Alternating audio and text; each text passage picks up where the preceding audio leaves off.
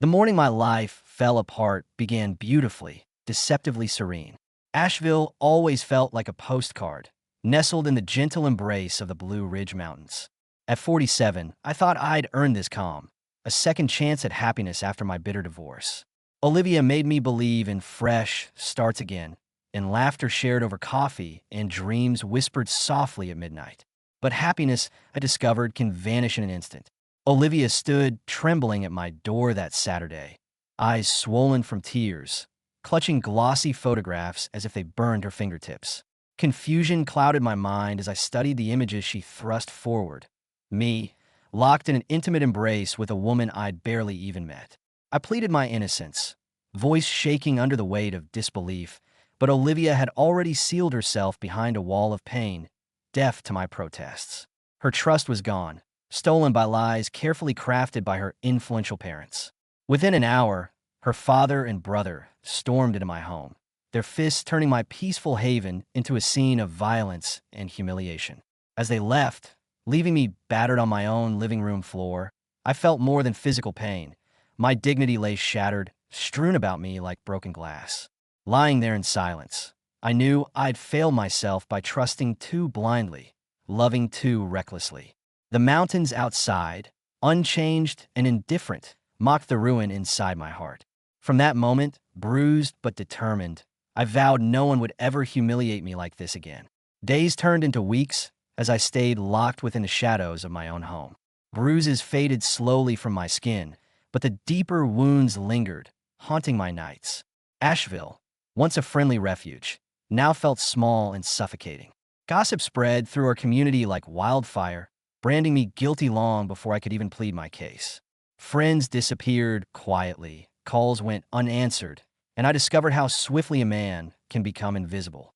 My reputation, my carefully built life, dissolved overnight because Olivia's parents decided I wasn't good enough for their family. The injustice stung, worse than any physical blow. My lawyer recommended filing a lawsuit, but I hesitated at first, battling shame more than anger. Was a courtroom battle even worth it? Would it heal my battered pride, or just expose more raw wounds? Yet, deep down, I knew silence would only confirm their lies. Late one evening, while staring at the distant mountains shrouded in mist, a quiet rage ignited inside me. I'd spent my life avoiding confrontation, hoping my sincerity alone would protect me from cruelty. Clearly, I'd been wrong. It was time to fight, not just for my dignity, but to prove to myself that I deserved better than humiliation. The path ahead felt daunting, but for once, I refused to let fear paralyze me.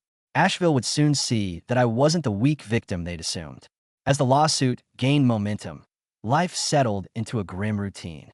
Mornings spent reviewing legal documents, afternoons enduring icy stares at grocery stores, evenings filled with restless solitude. I had become the town's cautionary tale, the whispered scandal at coffee shops and Sunday brunches. But then, one rainy evening changed everything. I heard a knock at my door, hesitant and gentle, as if the visitor questioned his decision even as he stood outside. Opening it, I found Sean, Olivia's uncle, a quiet man I'd always respected but barely knew. His expression, full of shame and sympathy, told me this wasn't a casual visit. Standing awkwardly on my porch, avoiding my gaze, Sean revealed the bitter truth. Olivia's parents had paid a photographer, staged the entire affair, and deliberately manipulated Olivia against me. His voice trembled as he handed me a flash drive, filled with messages, receipts, and incriminating evidence. This wasn't just proof, it was vindication, a lifeline thrown to a drowning man. My hands shook as I took it, the weight of betrayal settling heavily inside me. They'd gone to extraordinary lengths simply because I wasn't who they envisioned for their daughter. Anger flared, hot and sharp, yet strangely liberating. As Sean left quietly into the misty night, I stood in the doorway, breathing deeply, feeling clarity return.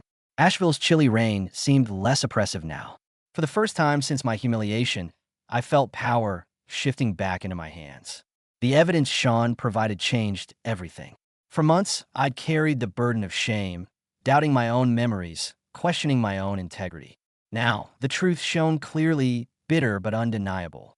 My humiliation had been engineered with deliberate cruelty, a game played at my expense. My lawyer barely concealed her triumph when she reviewed the evidence. This was our smoking gun.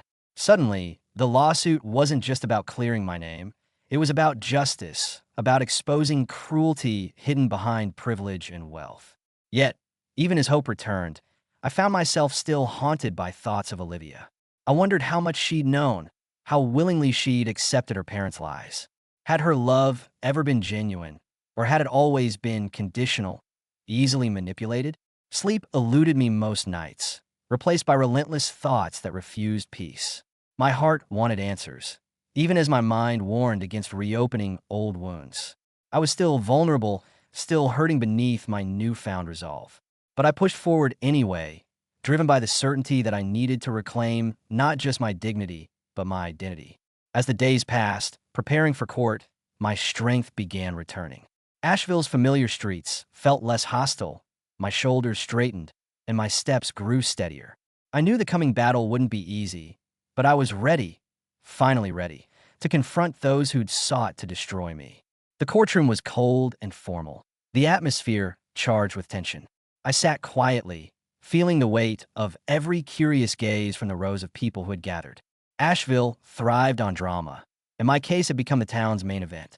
Across from me sat Olivia's parents, impeccably dressed, their faces masks of confident calm.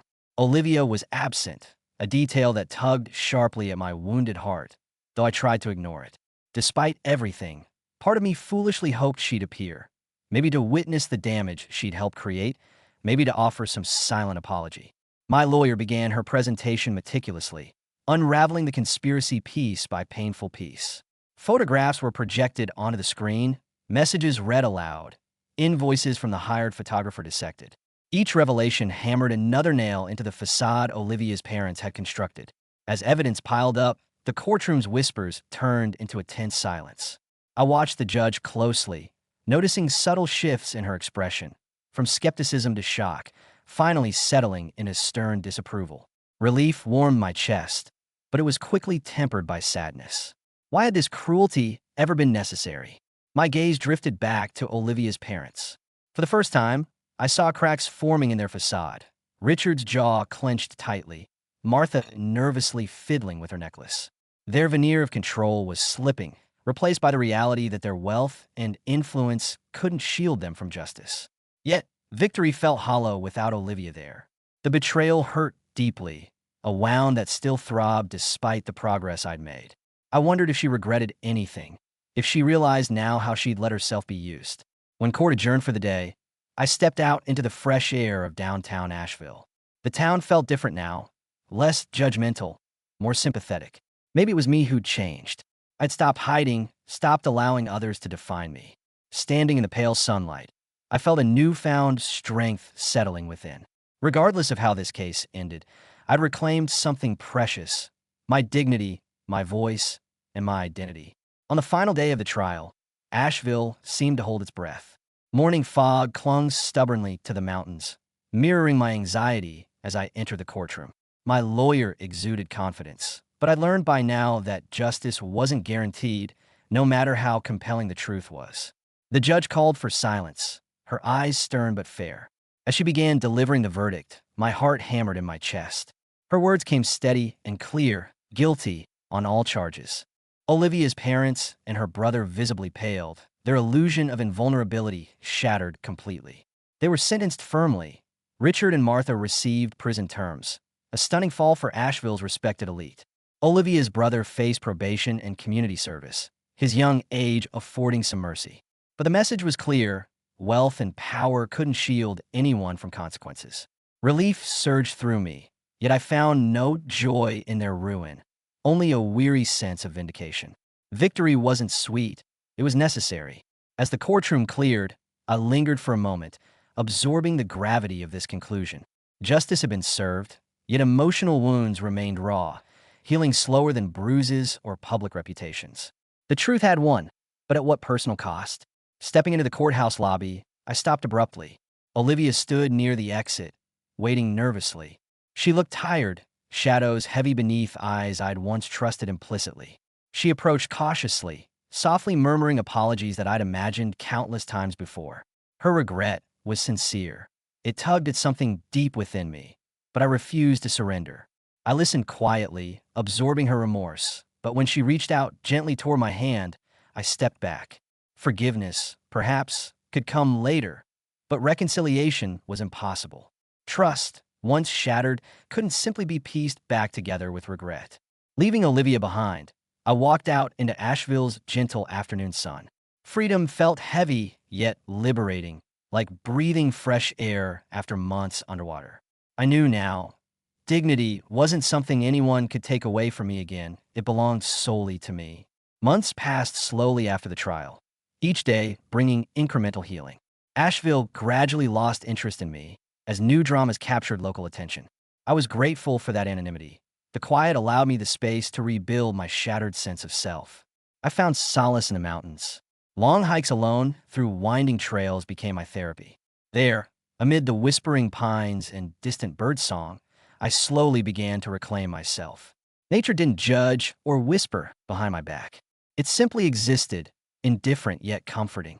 One afternoon, climbing higher than usual, I stopped at a clearing overlooking Asheville far below. The city appeared small and distant, its complexities insignificant from up here. A breeze brushed softly against my skin, cool and gentle, carrying away remnants of lingering pain. It struck me how much I'd changed. Not long ago, I'd feared confrontation, swallowed my pride, and quietly accepted life's blows. But adversity had reshaped me, strengthening my resolve, teaching me self-respect. The trial had given me back something even more valuable than dignity, clarity about who I truly was. I thought about Olivia less often now. The sting of betrayal had faded, replaced by acceptance. Forgiveness might come eventually, but forgetting wasn't an option. Memories would always remain, not as wounds, but as lessons. Descending the mountain that evening, I felt lighter. Asheville's twilight embraced me gently, and I realized I was no longer just surviving. I was truly recovering, stronger and wiser than before. Peace doesn't arrive with fireworks or grand pronouncements. It creeps in slowly, almost shyly, in the quiet routines you build to survive. Mornings became sacred again. Coffee on the porch, the dog from next door trotting by like clockwork, the distant hum of a town that had finally stopped whispering my name. I was learning to live again without constantly scanning faces for judgment or pity. Then Olivia's letter came. A plain envelope, cream-colored and soft to the touch, sat tucked between a local utility bill and a grocery store coupon booklet. There was no return address, just my name in handwriting I hadn't seen since we used to leave sticky notes for each other on the fridge. My hands hesitated, but curiosity outweighed hesitation. Inside was a 3-page letter, handwritten, no edits or crossouts, as if she'd poured it all out in one painful sitting. She didn't beg. She didn't blame. What she did, more than anything, was confess. She wrote that the truth hadn't come to her all at once, but in quiet, crushing pieces. Therapy had helped her see it. How she'd chosen to believe her parents, not because she had proof, but because it was easier than confronting her own fear. Fear of disappointing them. Fear of stepping fully into a life she had chosen with me, but hadn't fully claimed. She admitted she had looked for a reason to pull away, and they gave her one, gift wrapped in lies and photos. She told me she was sorry, that she had never stopped regretting what she did to me, that she knew I probably hated her, and that if there was one thing I took from her letter, it should be this. She knew she'd destroyed something beautiful, and she would carry that weight forever. I sat with her words for a long time. Not in anger. No, that had burned itself out long ago, but with something colder, heavier. Recognition. The kind that settles into your bones when you finally understand just how far someone let you fall. I don't think she meant to ruin me. I believe that. I believe her guilt is real. But remorse doesn't undo betrayal. It doesn't unring the bell. There was a time I would have rushed to her, aching for that apology. I would have grabbed at it like a lifeline, desperate to believe love could be repaired by regret. But that version of me is gone. That man died the night they beat me in my own home and left me bleeding on the hardwood floor, his face shattered like glass. I didn't write her back. Instead, I folded the letter neatly, slid it into a drawer I rarely open, and stepped outside. The evening was unusually warm for fall. The wind carried the smell of wood smoke and wet leaves. I stood barefoot on the porch, the boards cool underfoot, and watched the sky shift into the soft gold of early dusk. Some part of me, I think, forgave her in that moment. Not with words, not even with intention, but simply by choosing not to carry the bitterness anymore. But that didn't mean I wanted her back. It didn't mean I owed her anything. Forgiveness, I realized, isn't a door back into someone's life. It's the key to locking it behind them, for good. In the weeks that followed, I let go of the past the way one peels off layers of clothing in spring, slowly, without fanfare, but with growing ease. The rage, the shame, the bitterness, they didn't vanish overnight. They simply stopped showing up uninvited, and I stopped feeding them. I began putting myself back together in small, deliberate ways. I repainted the bedroom. I deleted old voicemails I'd been too stubborn to erase. I went to the same grocery store where people once stared and saw, to my quiet relief, that no one looked anymore. Or maybe they just no longer cared. Either way, it was a gift. One Sunday morning, I found myself sitting at a cafe I used to frequent with Olivia. The place hadn't changed. Same wobbly table near the window. Same waitress with the faded sunflower tattoo on her wrist. What struck me was how little it hurt to be there. That surprised me. It was just a place now, not a shrine to pain. I sipped my coffee and watched life move around me. Laughter from a nearby table, an older couple walking hand in hand, a dog asleep beneath a stool. There was a stillness inside me I hadn't known in years. Not numbness, clarity. That same week, I got a job offer. Remote work, good pay, based out of Denver. They didn't know my story, didn't care about gossip or courtrooms. They saw my resume and wanted my mind, not my baggage. I took the offer. It felt like the final step in closing that chapter. Packing up my house was less emotional than I expected. It was never the walls that held meaning. It was what happened inside them. And some of those memories, frankly, I was ready to leave behind. The bruises on the hardwood, literal and otherwise, had long since faded. On my last day in Asheville, I stood on the porch one final time. The sky was cloudless, crisp and blue. The mountains loomed quiet and strong in the distance. I didn't cry. I didn't feel triumphant either. Just calm. I wasn't running away. I was stepping forward. That's an important distinction. The town that had once watched me fall would not be the one to see me rise. And that was okay. Some things aren't meant to be fixed where they were broken. Denver greeted me with wide skies and unfamiliar streets. It was colder, drier, and somehow quieter, even in the middle of a city far larger than Asheville. I moved into a modest apartment on the outskirts, close to a trail system that reminded me of the North Carolina woods I used to wander through. The air tasted different here, less humid, a little sharper but clean, like starting over. I didn't try to reinvent myself. I brought the lessons with me, the hard-earned boundaries, the sharper instincts, the knowledge that peace is a daily choice, not a permanent state. I stayed cautious with new people, polite but distant, not because I didn't want connection, but because I now understood what it cost when given carelessly. The work helped. It grounded me. My team respected me, and no one knew what had happened back in Asheville. I was just Jacob Bennett, mid-40s, quiet, competent, dependable. That anonymity, once terrifying, had become a blessing. On weekends, I hiked, sometimes alone, sometimes alongside others I'd met through a local outdoors group. A few were friendly, even warm, but I kept my stories short. The Olmi would have tried to explain everything, overcompensating for the scars. But now, I let silence speak where it needed to. And yet, one afternoon, halfway up a snowy ridge, I caught myself laughing, genuinely. One of the guys had slipped and cursed so dramatically that it broke the usual careful tension I carried. I didn't realize how much I'd missed the sound of my own joy until I heard it again. That night, back in my apartment, I stood in front of the bathroom mirror for a long time. Not out of vanity, but curiosity. I looked older, yes. A little more lined around the eyes. But I also looked steady. Not broken. Not fragile. Just human. That realization hit harder than any verdict or apology ever could. I had survived. And more than that, I'd rebuilt myself, not into someone unscarred, but into someone stronger where the breaks once were. I never expected revenge to feel so quiet. There was no great celebration, no standing ovation, no cinematic closure. Just days that finally felt normal. Nights I could sleep through. Mornings I woke up without a fist in my chest. That was my victory. The people who tried to destroy me were behind bars. Olivia, I assumed, was still back in Asheville, carrying whatever guilt she earned. Maybe she'd heal. Maybe she wouldn't. But her path was no longer mine to worry about.